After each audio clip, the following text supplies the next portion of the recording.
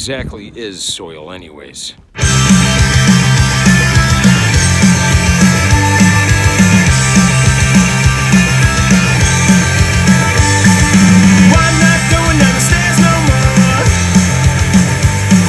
There's something here living under the floor. I haven't seen it, but I know it's there. No, I'm so scared I wear my underwear. That's why I don't wanna go down, down, down in the basement. I don't wanna go down, down, down in the basement tonight.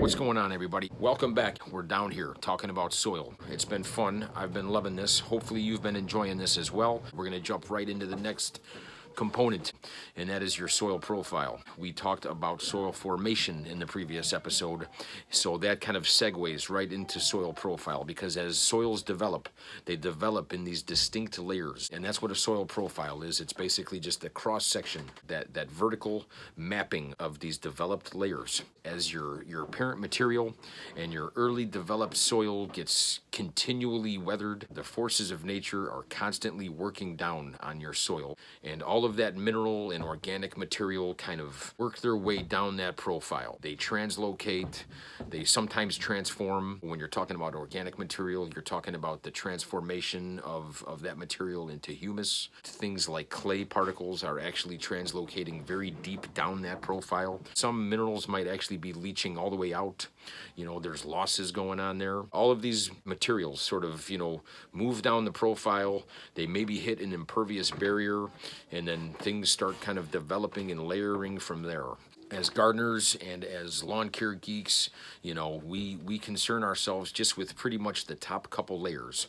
Now, I keep saying layers, and when I say layers, I am in fact talking about soil horizons. That's what these layers are called. They are called soil horizons. You may have unknowingly been exposed to soil horizons at a very young age when you played the game Dig Dug at the video arcade or on your Atari 2600 for hours on end, chasing the bad guys around and pumping them up until they exploded. We're all old dogs now, so we traded in these tools for this tool. Before I start, I just want to make mention that this is a very exaggerated and sort of illustrative version of a soil profile. Soil horizons are never really this pronounced in any given, sample of soil out there in the real world. Sometimes it's virtually indistinguishable. Soil scientists that are out in the field mapping these things and creating soil series, which we'll get into in a minute, but it's amazing what they can do to distinguish the horizons.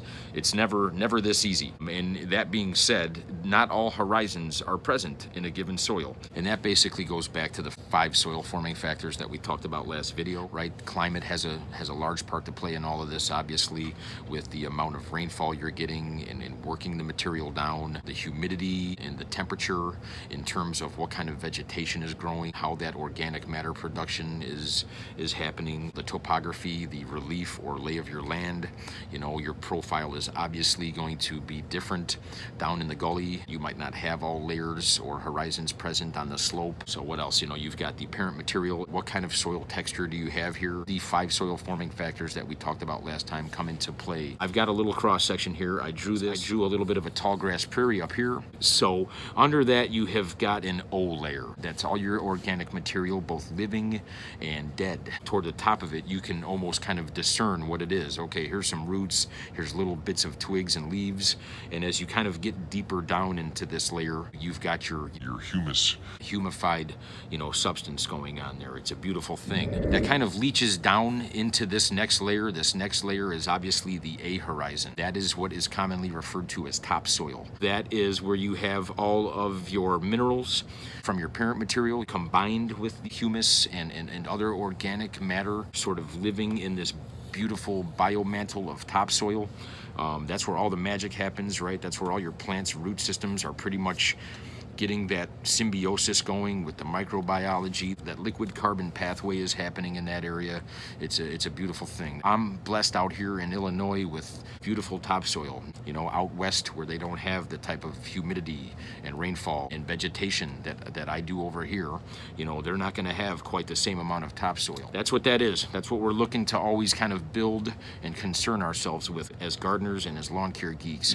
Below that, you have the E horizon. E horizon, don't really want to spend a lot of time on that. It's only kind of present in mature soils, soils that have developed for a really long time. When material from O and more specifically A kind of leach through to the lower layers, you're kind of left with this eluviated material. E stands for eluviation, kind of a white sort of colorless kind of horizon, crumbly in between the A and B horizon, you know, because you had all of this movement going on here. You're just kind of left with that empty E layer. That's in old, well-developed soils. You'll see that possibly. And then you get on down to B, which is typically referred to as subsoil. The clays and other minerals are kind of leaching their way down in here, kind of work their way down and sort of settle in this layer. Not a lot of biology. There's still some undeveloped kind of bedrock sort of stuff going on here. Very, very underdeveloped, if you will. Immature. This is mature kind of soil in here. And this is sort of immature soil. But this is what you're left with as a homeowner in a newly built home, in which they do in fact sort of excavate this away so they could have this solid footing for your foundation. If you tried to build a home on this very porous and loose soil, right, you're going to have settling a very unstable base for any kind of a structure on this. So they have to take this away, and then they build the home, you know, on this here. Down here, you have got the C layer, which is essentially partially weathered parent material that will eventually kind of, you know, continue to break down and be a part of what's going on here. You would need an excavator to get down to that level, and you would need, you know, some heavy machinery to kind of bust that up. Below that, you know, you're getting into the actual bedrock here. And the R stands for regolith, another geology nerd thing there. So that's where this all started. That is how a soil is developed in these layers. Soil color has to be mentioned when we're talking about a soil profile. You can kind of tell certain properties of a soil when we look at and talk about color.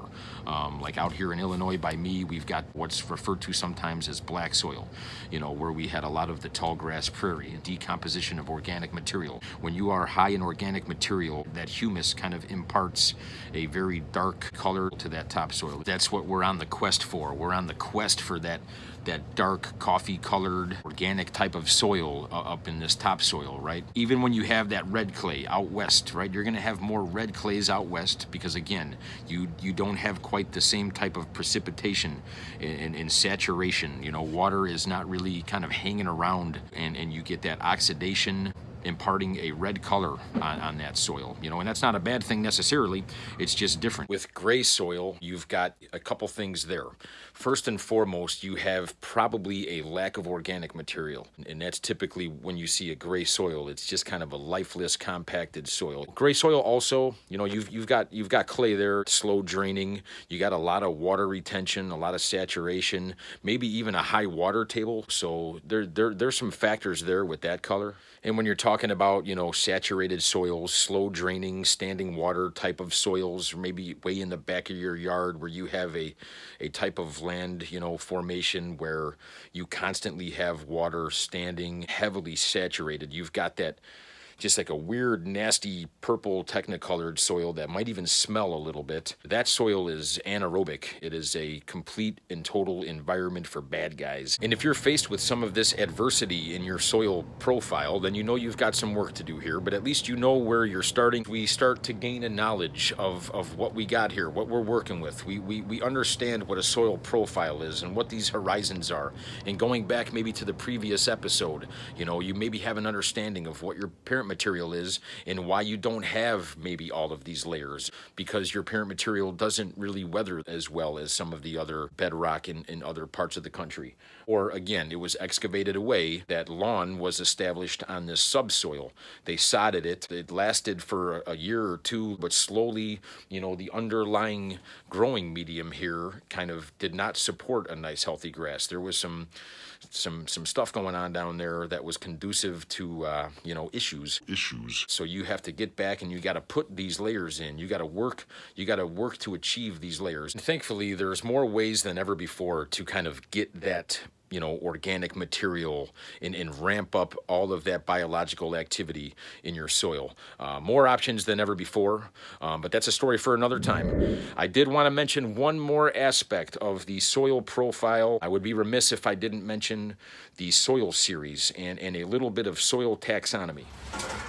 Out in the world, there are soil scientists that are going and probing deep within the earth to pull out cores and sort of reconstruct the horizons above ground in trays where they can sort of dissect the soil, so to speak. They're looking at soil color using Munsell charts. They are looking at soil structure. They are classifying drainage properties, all of the common properties of soil, the parent material in which it was formed under. They're recording all of this data so we can get an idea of what we're working with in our specific areas.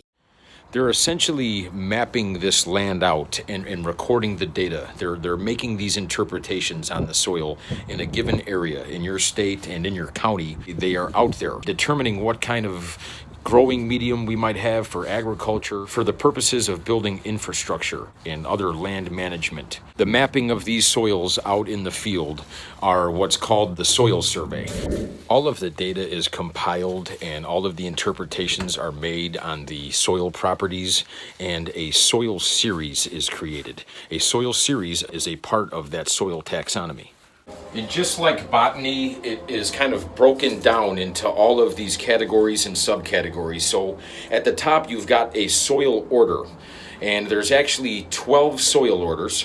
Alpha soils, andisols, arid soils, entisols, gelisols, histosols, inceptisols, mollisols, oxisols, spotisols, ultisols, and vertisols. And beyond those orders, it kind of breaks down into suborder, family, subfamily, so on, so forth, all the way until soil series. Soil series is where it gets very expansive, and they're actually all documented. All of the information that was gathered out in the field is compiled and put in a database online called the Web Soil Survey. It's awesome. I love this thing. I'll put the link in the description below so you can noodle around with it yourself. But I did click on Illinois. I found my county, DuPage County. I clicked on that, and up comes the 253-page dissertation on the soil that's literally right outside my door. Awesome stuff. So they get into how to use the soil maps. They get into a synopsis of their methodology. Here in the table of contents, you can see all the different soil series that were created. They dug into the earth in all these different spots and assessed the soil. They talk about climate, they talk about topography, they talk about parent material. Anything that is classic soil science and soil formation related, they have it here. When you talk about a soil profile, this is the most dissected and detailed assessment of your soil profile that you could possibly ask for. So my recommendation is that you find your area, you click on it, you learn about this. You're going to learn about soil as you're reading this. It gives you a deeper understanding and respect for that growing medium that's under your feet, so you can make sound decisions when you're out in your yard. Dig deeper, expand your brain. If we are to become better, more well-informed gardeners and in turn better stewards of the environment, teeming with nature, then we have to have an understanding of this stuff that's going on underneath our feet. And I'm not talking about this snow. I'm talking about this beautiful living thing right here. All right then, kids. We'll go ahead and see you next time.